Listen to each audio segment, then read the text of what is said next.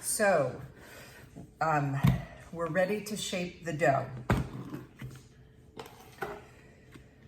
Can you guys see that?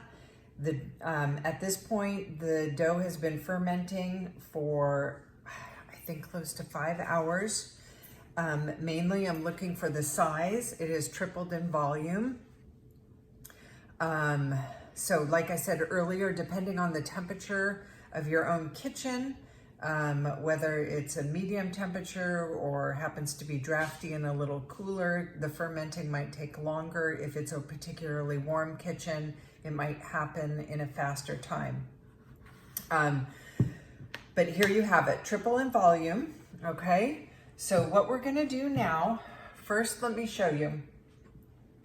I am going for shaping the loaf, I'm gonna use just a kitchen bowl, okay? There is an item which is a bread basket. It's something that looks like this. You can see the flour inside because the only thing it's used for is shaping and forming the dough for bread loaves. So I don't even clean it out. But if you don't have one of these, and I didn't put this on our equipment list because I didn't think it was something that was absolutely necessary.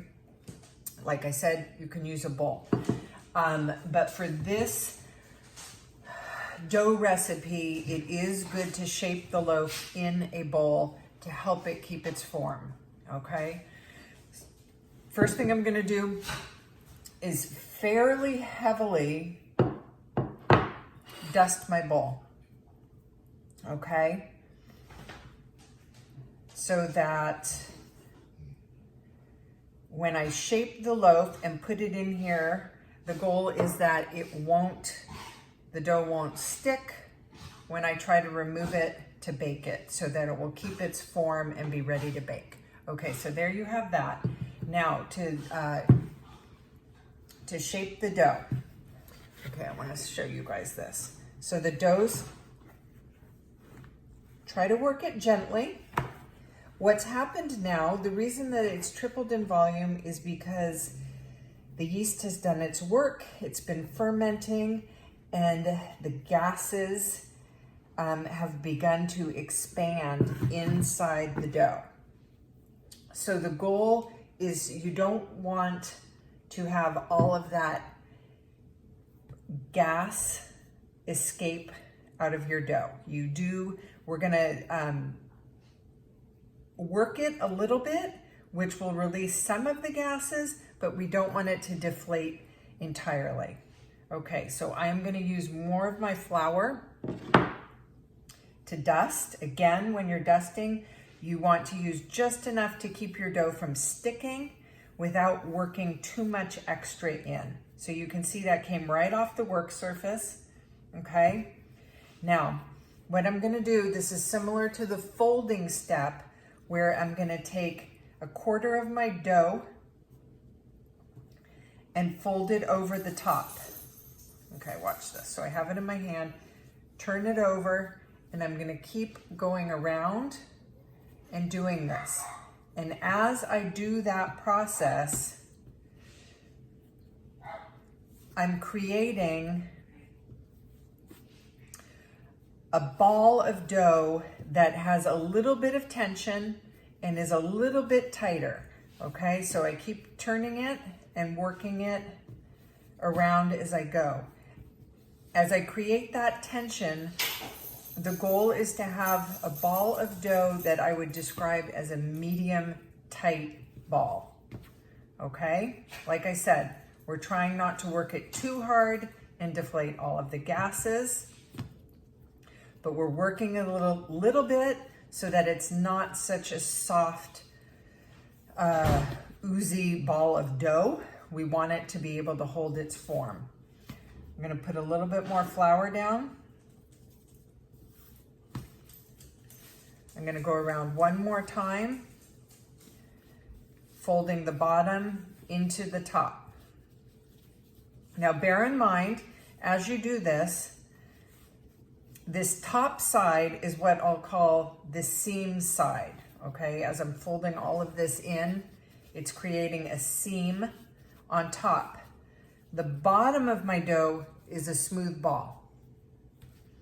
Okay? Now that's important because the seam side is going to go face down into the bowl.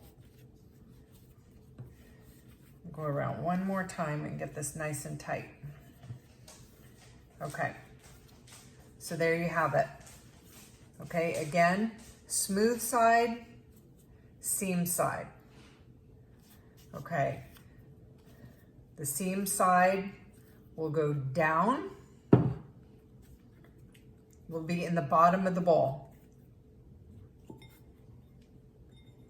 Okay, again, the ball is holding its form.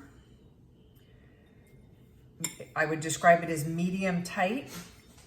You can kind of, I don't know if you guys can see this, but there's little air bubbles. Those are the gas that's inside the dough. I'm gonna take some flour. I'm gonna dust a little more. And there you have it. That's our loaf that's been shaped. Now we're gonna enter the last phase of the process before the baking, which is called the proofing. So the proofing is similar to the ferment. The dough is going through the same process. It's just assigned a different name because the loaf has been formed. So we call it the proofing stage. This should take approximately an hour. What we're looking for, again, depending on the temperature of your own kitchen, instead of going by time, it's better with bread to go by look and feel. Okay, so what we're gonna look for, this is where, when it's done proofing and it's ready to bake, we're gonna do the finger indent. You wanna be able to press your finger into the dough, have the dough, when it releases, spring back slowly, okay? If it springs back too fast, it's not ready yet. If it doesn't spring back at all, you've probably overproofed or gone too long. So that's what we're looking for. Right now, all you want to do is cover this. Hang on.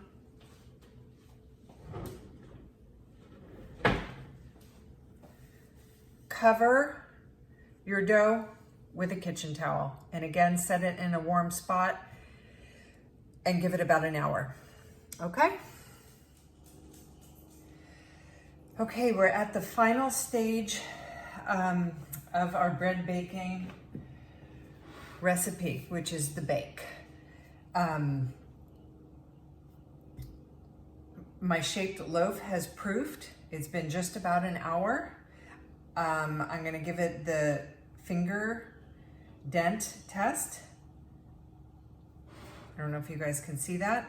I gently push in and the dough springs back slowly, not too fast. Okay, so I have my sheet pan. I'm gonna dust that with some cornmeal. If you don't have cornmeal, use flour. This just helps to prevent sticking, if there were to be any, when it's baking.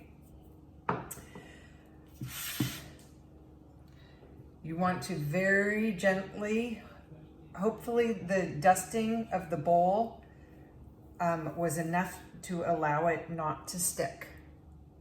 Okay? Now you very carefully, can you guys see there's natural cracks in the top of the loaf? That's gonna go up top.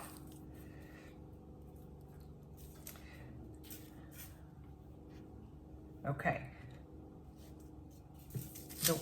And then the one other thing is I have my baking dish or a small cake pan with a cup and a half of water. That's gonna go in the bottom of my oven, which is gonna create steam in the oven to give us a nice crusty loaf. Okay, so that's it. Oh, one other thing. Timing of the bake. Everybody's oven is gonna be a little bit different. I'm gonna suggest you take a look at your loaf after about 30 minutes. You want a nice dark brown, but it's probably going to be longer than 30 minutes. But like I said, because everybody's oven is a little bit different, give it a peek at 30 minutes and see how it looks then. I'll show you when this one's done so you can see the color that we're looking for to know when you're... And finally, here is your baked loaf of bread. Crusty loaf of bread. So I wanted to let you guys know this took a little bit more than 40 minutes in my oven, maybe 42, 43 minutes. Nice color, the bottom two.